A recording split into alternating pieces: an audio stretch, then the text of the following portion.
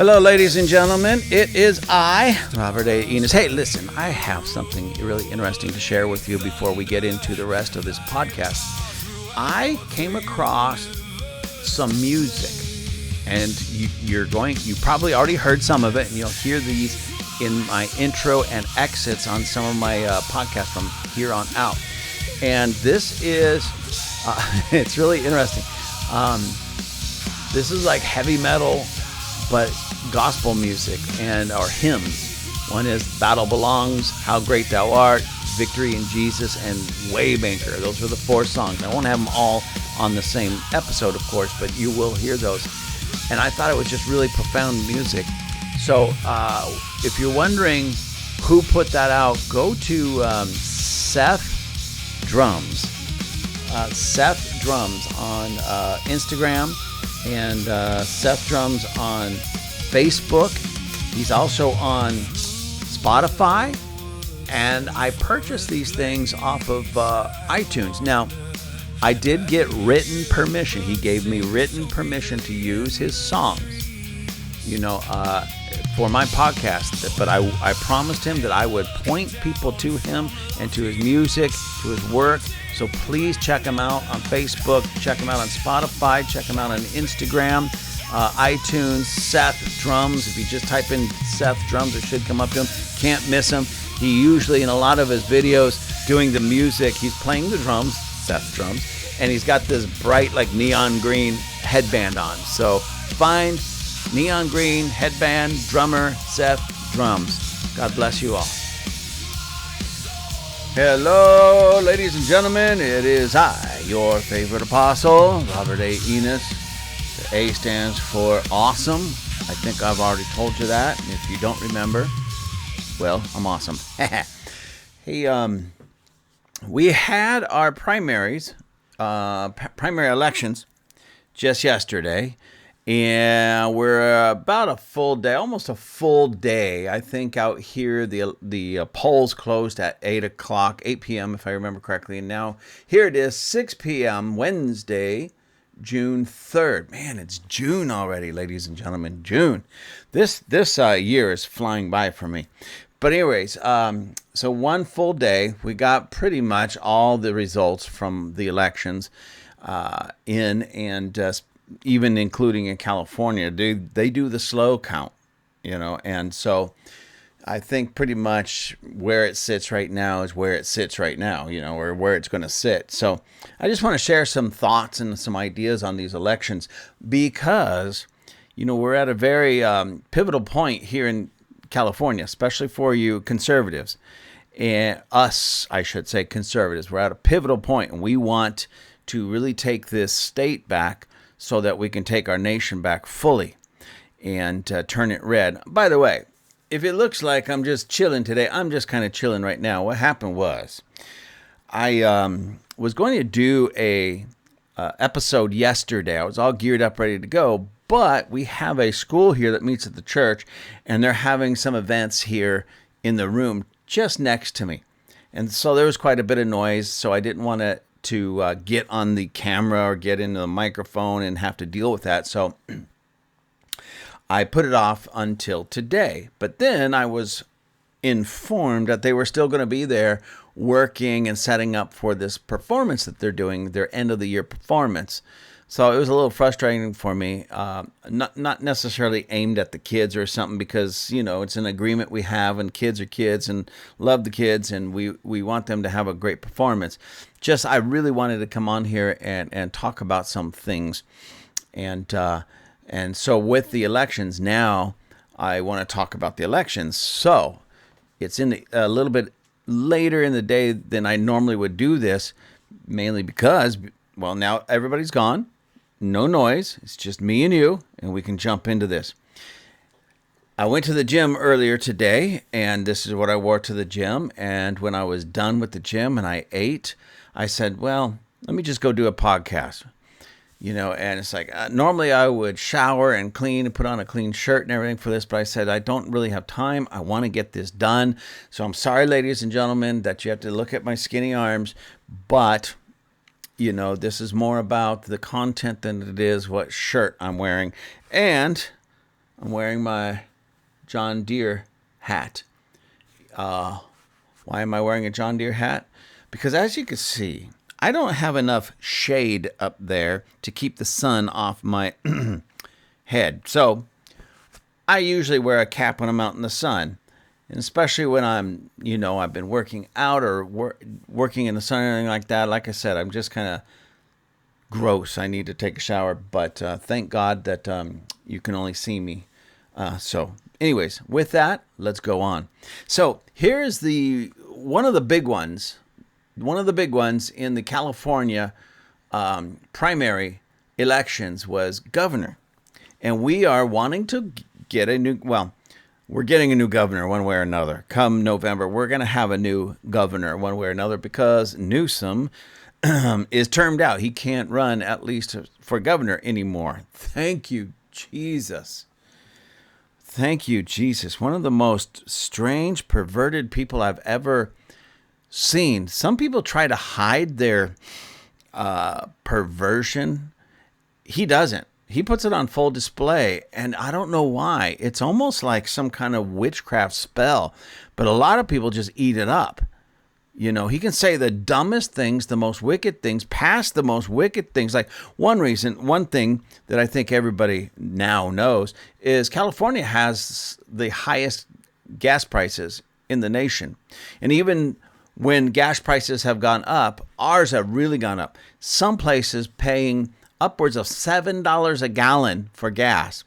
Most of it's right around, the upper fives, like $5.89, and some just a little over $6, 19. I don't know why it always ends with a 9, but $6.19, $6.29, $6.39.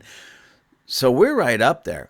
And a lot of people say, oh, it's all Trump's fault. Well, this war that we're going in, and they will come down.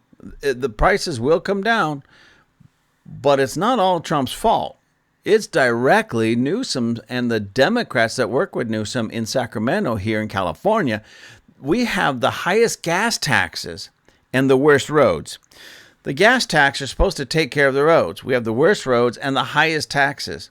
You talk about fraud? That's the perversion I'm talking about. Okay, not just other kinds of perversion. But perversion financially, perversion in all these different places have the highest gas taxes and the worst roads. And the tax for the gas is supposed to take care of the roads. So how is it that we have the worst roads but the highest taxes? And we're paying, somewhere right around $6 or a little bit over, for the most part, $6 a gallon for gas. And we can go right across the border into the next state and pay somewhere about $3.50-ish for gas. Even right now, when the nation is paying more for gas, we're paying the most. Anyways, it's just ridiculous. So there's some kind of strange witchcraft, and I'm serious about this. I'm not just saying this. There's a witchcraft kind of spell surrounding Newsom and the Democrats in there because these are such wicked people. How did they get voted in the first place, and how do they keep winning elections? I'm telling you, it's a witchcraft. And again, I don't say this lightly, but I'm serious. Witchcraft runs deep in the Democrat Party. We're not talking about pointy black hat, wart on the nose, stirring a cauldron with newt eyes and bat wings. That's not what I'm talking about. I'm talking about just that weird, that narcissistic, Jezebel kind of weird witchcraft that surrounds them. And anyways, there's so much confusion and perversion surrounding the Democrats here in California and pretty much everywhere. It's a Democrat thing. But anyways, let me move on. So we again, governor primaries. This is the primary, and I'm going to show you some of the results. The California governor primary results 2026. And I'm reading this from NBC News. And the reason I chose NBC is because I didn't want anybody to say, oh, yeah, but you're reading from a conservative rag or a conservative thing, and they're always going to lie. NBC, pretty liberal, okay? So it shows that so far, the top of the, if you will, the primary results is Steve Hilton, who is a Republican, at 27.6% of the votes. He had 27.6% of the votes. He had 1,421,466 votes. In second place, not too far behind him, Xavier Becerra, Democrat, with 1,318,536 votes, and that's at 25.6%. So Hilton at 27.6, Becerra at 25.6. Then Tom Steyer was third. He had 19.8% of the votes. That's 1,019,332. So he's quite a ways back there.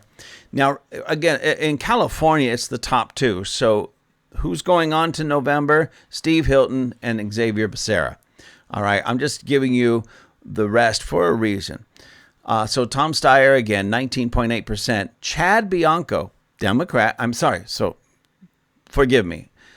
I don't know why I said that because it clearly says right there, GOP. So he's a Republican, Chad Bianco. Please forgive me, Chad, if you ever hear this. I really did not mean that. And he only got 11.3% of the vote at 580,389. So Steve Hilton got the way I'm looking, about 800,000 more votes, roughly. So he was quite a ways out there. Then Katie Porter, 4.6% of the votes, and Matt Mahon.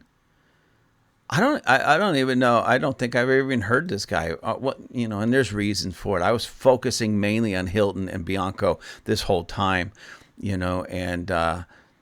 anyway. So, and the rest from there. I said Matt Mahon. 4.1, the next, Antonio Villaraigosa, 1.3%.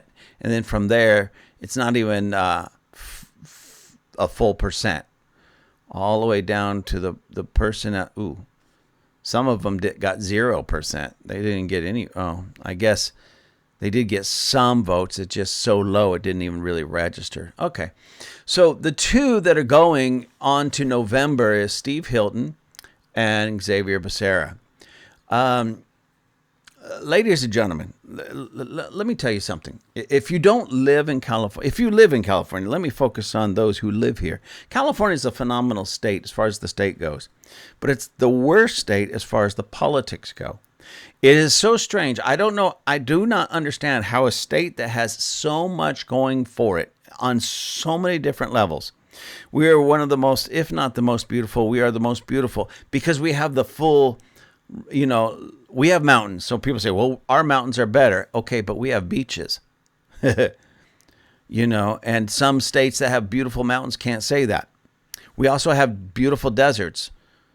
If you're a state that has beautiful mountains, you really can't say that you have beautiful deserts. Most states are like this, where we have mountains.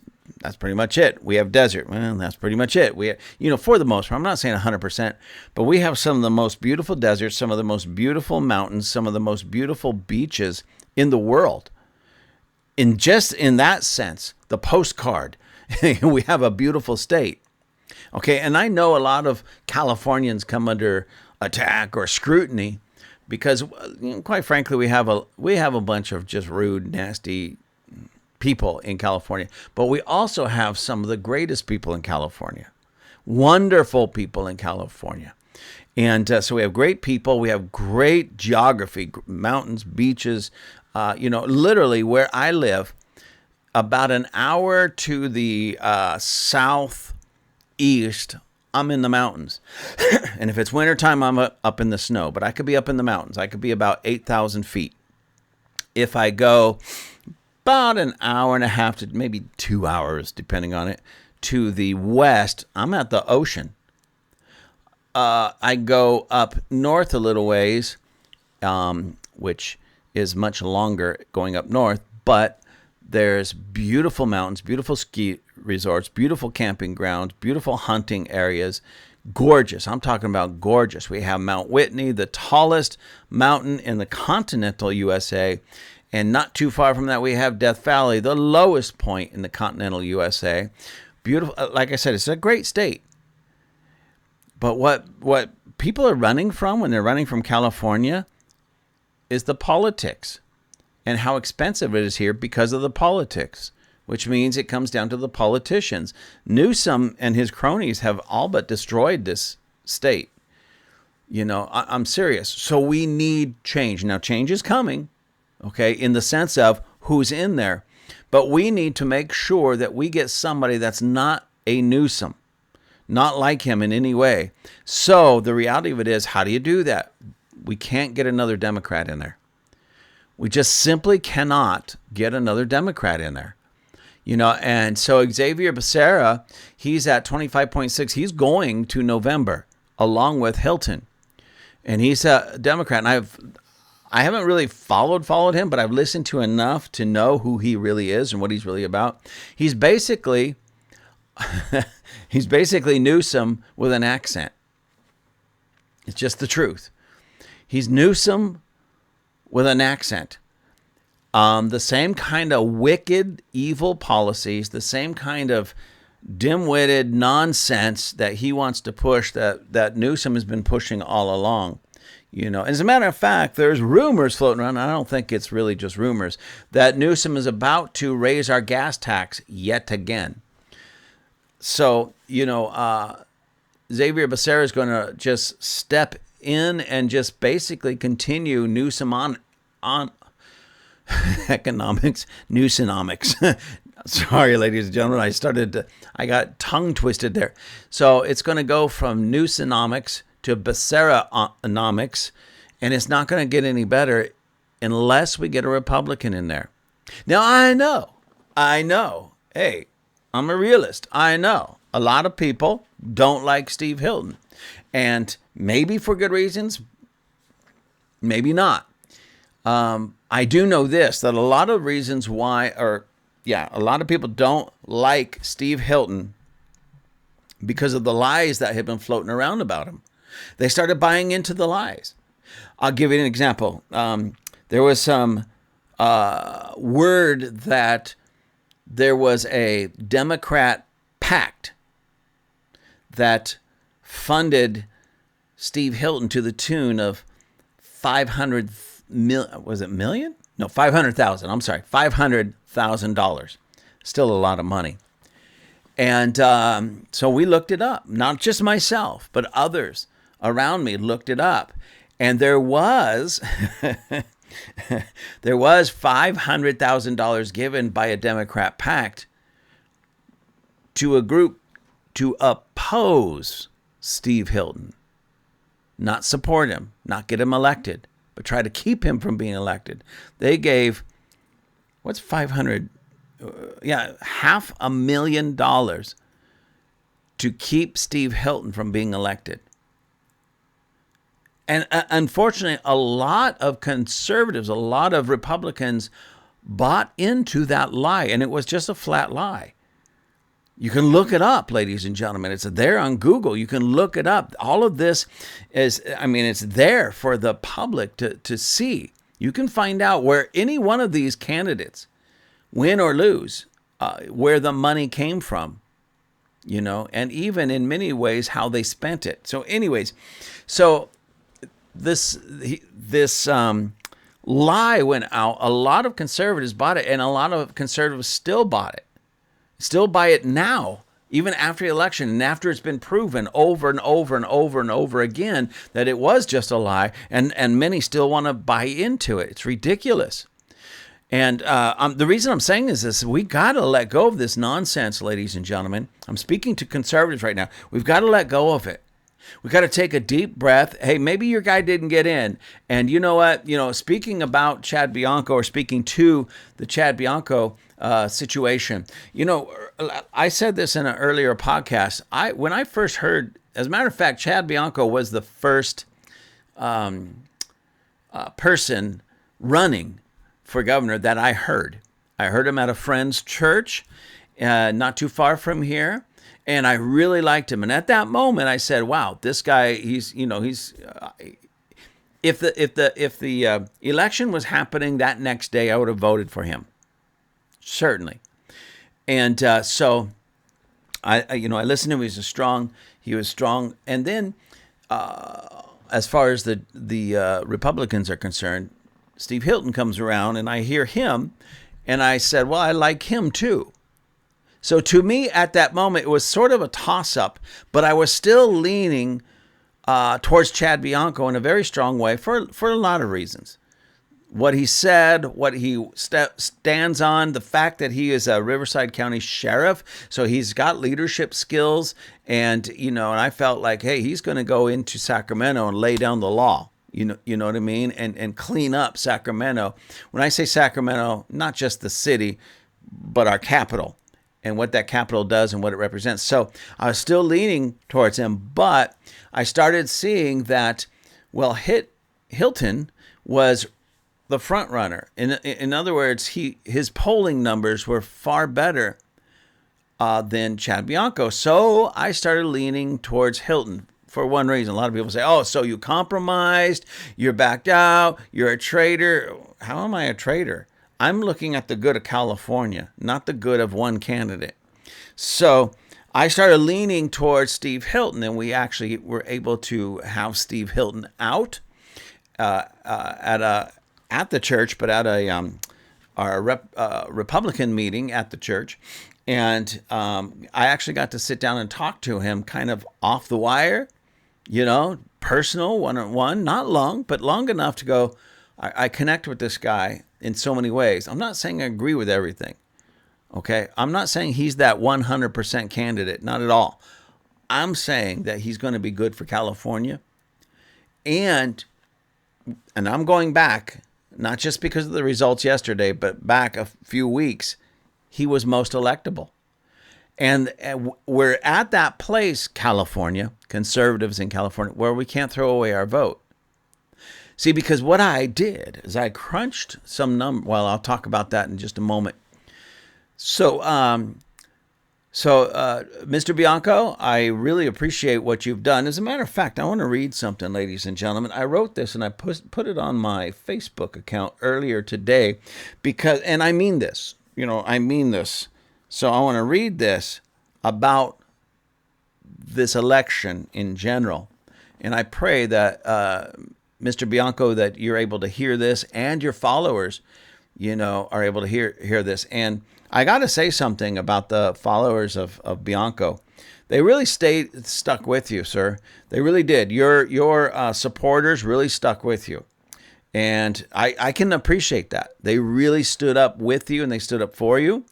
But the only thing I'll say to that is not to put anybody down at all, of course, in that, but to say, now we're this side of this primary. Steve Hilton is going. He's the only Republican on the ticket right now. I really wish it came down to Chad Bianco and Steve Hilton. Yeah, honestly, I really wanted those two at the top. But we now must stand behind the only Republican in the race. So here's what I posted on Facebook earlier. Here we are just one day after the election. We may not have the final numbers for the candidates, but we pretty much know how things will turn out. This race, interestingly, was almost exactly as the polls had been showing. Okay, and that's important because for a long time, many were saying, hey, to one of the candidates, in general, you need to back out and support Steve Hilton. Been saying this about Chad Bianco, and no, the polls are a lie, the polls are askew, and I agree, they can be, they really can be, but this all ended basically the way the polls said all along. I'm just pointing that out because of the obvious. Anyways, some are very happy about the results while others are confused and angry. I get it. However, when looking at the results, it's as the old saying goes, it is what it is. I'm not trying to brush it away as if it's not important, ladies and gentlemen. It just is what it is. This is what the hand that we have been dealt with. None of us should take these results lying down, nor shall we walk away from this election as if it's over. We still have November. We still must win at the ballot box when the votes are counted. And we don't have much time to score major victories in California and the USA because November is coming fast. Addressing Chad Bianco and the Bianco supporters, my hat goes off to you. Mr. Bianco's campaigned hard, put in the work, did his job, and won the hearts and respect of many. Thank you for your run, and know that it isn't over for you. You have barely begun. We need you to help get California back on track by wrestling California from the grip of those who hate and despise who we are and what we stand for.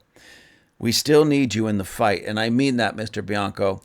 And Bianco supporters, we need you all of you in the fight to get California back on track.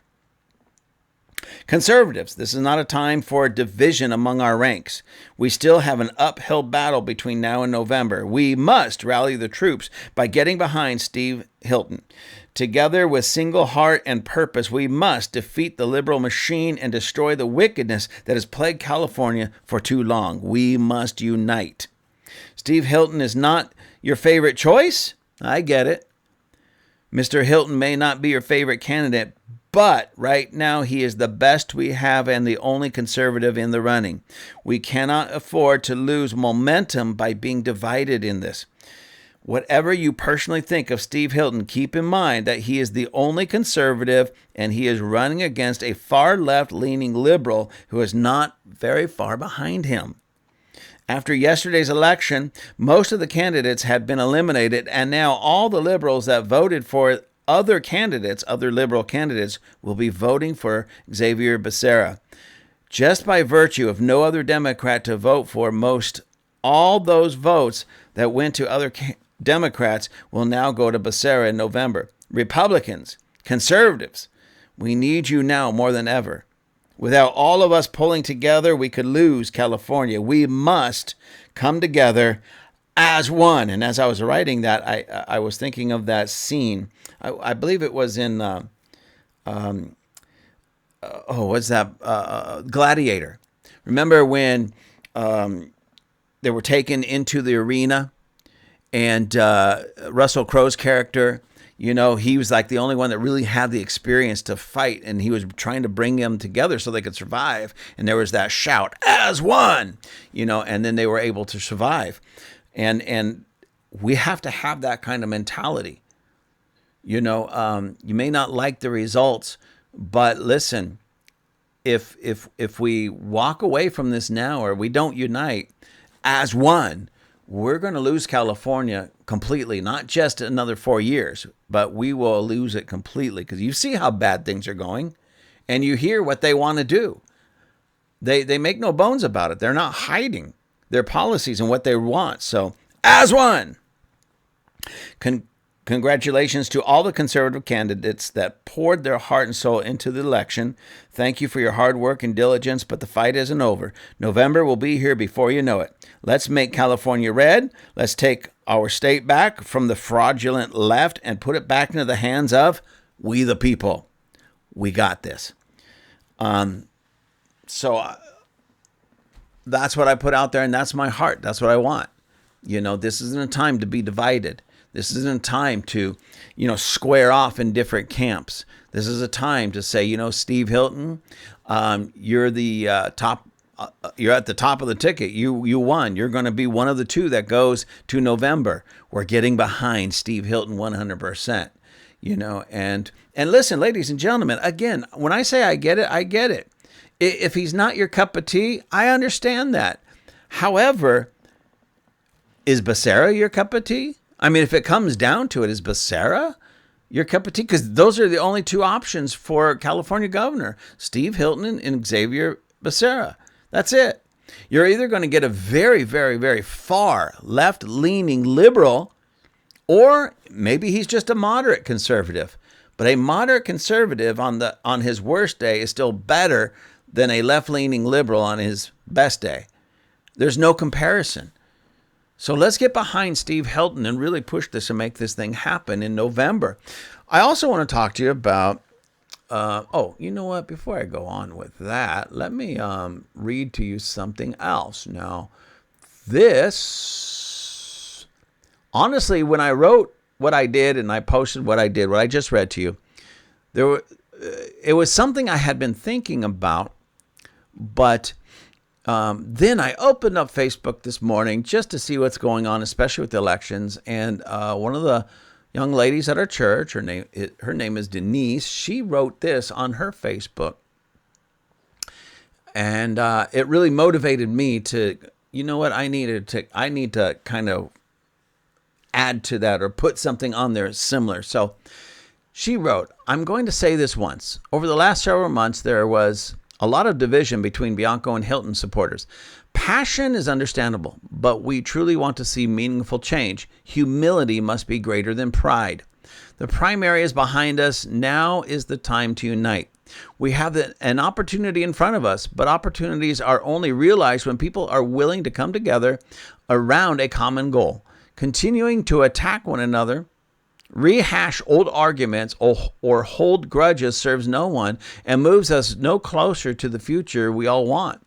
I have no interest in criticizing those who criticized us. That only keeps the division alive. Instead, let's choose something better. Let's choose unity. Let's choose humility.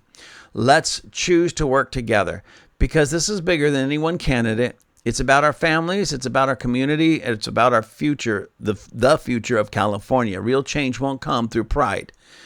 It will come through people willing to lock arms, extend grace, and move forward together. Let's get to work. Totally agree. So that's Denise. I won't give you her last name because I don't know that she wants me to get her last name out there. Maybe she does. And I think I'm going to have her come on the podcast real soon where we can talk not just about this, but about other things, because she's very plugged into our community in a powerful way. And she has a lot to share that will really help a lot of people. And so she triggered me, ladies and gentlemen. I read that and I got triggered. And so I sat down in front of my tablet, typed up what I just read to you, and I posted it on Facebook. You can go find it, Robert Enos or Rob. I think mine's under Rob Enos, but it doesn't matter. So where am I? We talk about the governor race. Oh, here we are. I also want to talk to you briefly about the state assembly state assembly race, especially District 34, which district I'm in, because a gentleman that I have come to know and appreciate very much, Charles Hughes, he won. He's out front, and I'm very, very, very, very happy about that. Very happy about that. And he's going to take it in November. Okay, he's just going to take it in November. But again, we need to get behind him, because I want to share something with you about uniting behind a single candidate and really pushing that single candidate. What could happen if we get behind a single candidate and really make, as a friend used to say to me, put some points on the scoreboard. So let me read this. Drinking my iced coffee. So Charles Frederick Hughes. Now this is California Assembly District 34. Okay. So Charles Hughes, let me get a little bit closer. He had 37.8% of the vote. Okay, 37.8. And he's a Republican, conservative Republican. Now a Democrats. Randall Putz. He got 37.1. He's just barely by. As a matter of fact, I'm looking at this, and he's not even. Oh, let's see. Charles Hughes got 24,396 votes. And Randall Putz got 23,947 votes. So what is that? Somewhere around a little over 400 votes. Yeah, a little over 400 votes. Now, there was two other Republicans running. Okay. Steve Fox. Oh, Lord have mercy. Steve Fox, that got 19.9% of the vote. Okay, and then Manny Lynn, which got 5.2% of the vote. So, I heard a lot about Manny in this sense. I have no idea what he stands for other than being a Republican. So I'm assuming he stands on conservative principles. I heard he was a great guy. I heard he was just a super nice guy, a great guy, and that's about it. Very interesting and kind of strange in that sense. But anyways, so Charles at the top, 37.8. Then Steve Fox, the next Republican, who was in third, so he's out of the running, 19.9, and Manny Lynn at 5.2. I did the math earlier, ladies and gentlemen. As a matter of fact, I think somebody, here it is. So let's just break it down like this, okay? We're Democrat and Republican for the State Assembly, District 34. The Democrat, 37.1% of all the total votes that were cast in this district. The Republicans, now remember there was 3 of them, so this is split up 3 ways. 62.9% of the overall vote was Republicans in this same district. In the state of California, if a candidate gets 51% of the vote in the primaries, they win automatically. They don't have to go to the November general election because they just won at 51%. The Republicans, again, this is split up 3 different ways, got 62.9. Can you imagine? 62.9%. So can you imagine if everybody, and Charles was the front runner the whole time. All the polls, all the polling, all the data and everything says Charles was going to be the top Republican. That was just well known in this district. It wasn't an issue.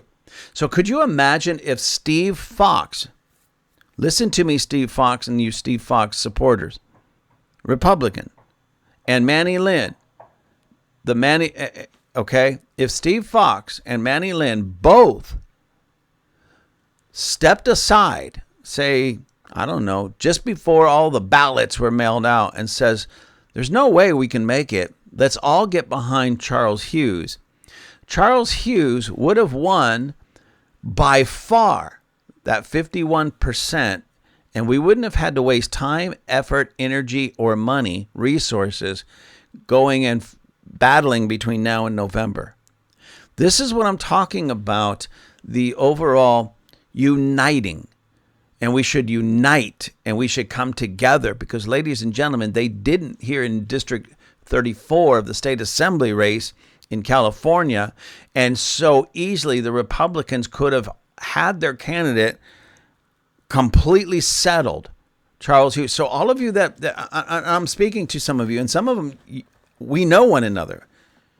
I know some of these people that pushed certain candidates that we knew that they wouldn't win. It's not, forget whether they were good or bad or anything like that. They just could not win. And here's what's something that gets me. In situations like this, when we know that California is in such bad shape that we need some good candidates in there to help it get back on track. In other words, we need Charles in there. Okay? Where was the humility? And I'm just throwing this out. Where was the humility in not only the supporters, but the candidates, Steve Fox and Manny Lynn? They look at this and go, there's no way I can win. And I don't want to split the vote. Certainly don't want 2 Democrats at the top where we end up with a Democrat. We can just settle this today in the primaries. If Steve Fox stepped aside and Manny Lynn stepped aside, or his supporters were just sharp enough and humble enough to look at this and go, hey, let's get behind Charles because we need a conservative in there. I get it. Well, we don't like Charles for whatever reason. We don't. Listen, we're not talking about personality here. We're not talking about personal beefs. We're talking about taking back the state of California so that California, in a positive way, no longer in a negative way, but a positive way, can influence the rest of the nation and the world. So when we get so petty in a California Assembly district race, and we get so petty that we're fighting for our guy because we don't like the other guy as much, and usually it's over personality differences or some one thing. Like I've said before, I don't know that there's a 100% candidate. To me, the 100% candidate would be Jesus. Jesus wasn't running. So I have to just kind of take a different look at who's running, who's the best, who's the most electable, and get a strategy. And what is the strategy? Let's get behind the conservative that has the best chance of winning. Okay, because California is so far gone that we can't afford the luxury of, I'm voting for this guy because I like him or her. No, I'm voting for this Republican conservative candidate because they have the best chance of winning. We have to unite on this. We have to have a strategy. And I've gotten to know Charles. Most people that don't like him out here, because they don't really know Charles, they don't really know what he stands for, what he really believes, and they, how can I say this? There was an issue a few years ago that Charles was part of, and a lot of people didn't like it, and so they don't like him because of this one. Listen, ladies and gentlemen, one issue. And when I say issue, ladies and gentlemen, it wasn't something like illegal. It wasn't fraud. It wasn't some kind of scandal. They just didn't like it. And after getting to know Charles and understanding more about that one issue, and if I have Charles on, if I'm able to rope him in, he's very busy right now, as you can imagine. We'll talk about it. But most people don't understand it. They keep believing the lies, and the deceit floating around about it. So, we almost lost District 34 again to a Democrat because people aren't willing to put aside their personality differences, personal differences, for something much bigger and much greater. It's kind of embarrassing, ladies and gentlemen. I'm just telling you this. It's embarrassing. And we need to put away our own self-pride and go, we're gonna take this district, we're gonna make it red, keep it red, and we're going to make California red, because we're working a strategy, not a personality. We're voting with our brain, not our emotions. Okay, and that's something that the Democrats do. I don't want to be anything like the Democrats, to be honest with you. They vote with their heart. They vote with their feelings. I refuse to, because I don't want to vote like them, because I've seen what their kind of voting gets us in California. I want to vote with my intellect, with my brain. I want to vote with what's up here in my cranial cavity, not what's beating in my chest. I know we've been told in songs, music, and by self-help gurus, follow your heart. The Bible says our heart is the most wicked. It doesn't mean automatically you have a wicked heart. What it means is that your heart can be given to wickedness because of feelings. And if you have a problem understanding it, just look at the state of California, because so many people voted with their emotions, their heart, and keep putting these Democrats in, such as Gavin Newsom, surrounded by all that wickedness and witchcraft, and it's destroyed this. I mean, just drive down to downtown LA and look at the homeless problem, And another run, I don't have numbers in front of me because this is for LA City. The mayor of LA City. And I don't live in the city, so this doesn't affect me in the direct sense as far as voting. It does affect me because I live in LA County, but I can't vote for the mayor of LA City. And who's running? We have Karen Bass, who is an absolute failure. She's a Democrat, an absolute failure, and very, very, very wicked. Her policies and the things that she has been doing, very wicked. Again, lots of fraud, lots of waste. And then Spencer Pratt. Remember that name, ladies and gentlemen. And if you're in LA City anywhere and you're able to vote for the mayor come November, Pratt all the way. He was one of the ones that lost his house in the Palisades fire, and in many ways, Karen Bass is responsible for it. Now, I'm not saying she didn't light the fire, but her policies led to absolute disaster. There was no water.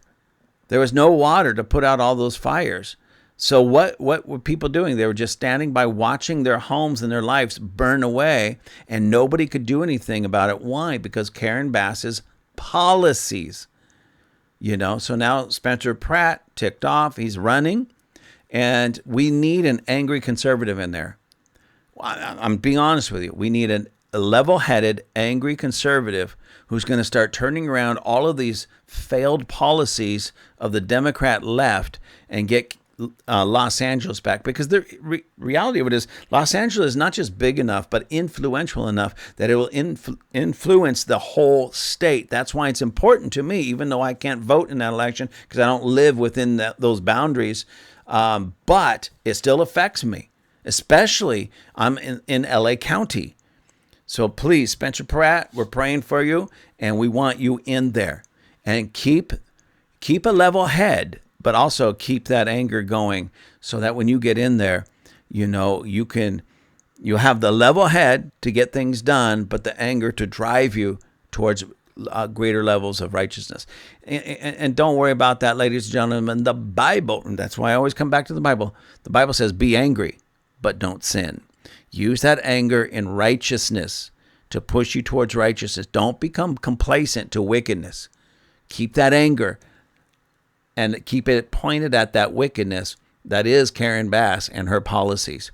So anyways, with that, so my number one message to everybody, conservatives, Republicans, we've got to get behind. It doesn't matter if your guy did good or bad or anything. If your guy didn't make it or can't make it, let's get behind the top level Republican running in all of these places. Get behind them. Unite as one man, one voice, and as one, and let's make sure that they get in office so we can take California back. We can take Los Angeles back. We can take District 34 back. We can take California back, and we can make sure that all of these districts, cities, and the state is run by solid, decent, conservative people. Are you with me? I sure hope you're with me. And again, Mr. Bianco, I really wanted you and Hilton at the top, you two at the top. I really wanted that. That would have been great. But please don't give up. Don't give up. This is your first time running, if I understand it, outside of being, sheriff, of course. Do it again. Do it again. Regroup, re-strategize, do it again. Continue to, meet and greet people, hug necks and kiss babies, shake hands, I should say, because if you hug too many people, that's weird. But anyways, shake hands and kiss babies and really let your name grow, that name recognition, because I do believe you're going to be a strong leader. You're already a strong leader as far as sheriff is concerned, but a strong leader in other areas, and maybe as governor. So anyways, I thank you for running, and I thank you, ladies and gentlemen, for standing. I do thank you for standing strong behind Bianco. I really do, and I mean that. But now it's time to refocus, unite, and get behind Steve Hilton. And if you're in District 34, get behind Charles Hughes. And again, I'm going to do my best to get Charles Hughes on here soon, hopefully in the next few days, and so you can meet him and hear what he has to say. All right? God bless you, ladies and gentlemen. Let's get out there in November and turn this state around as one. My God.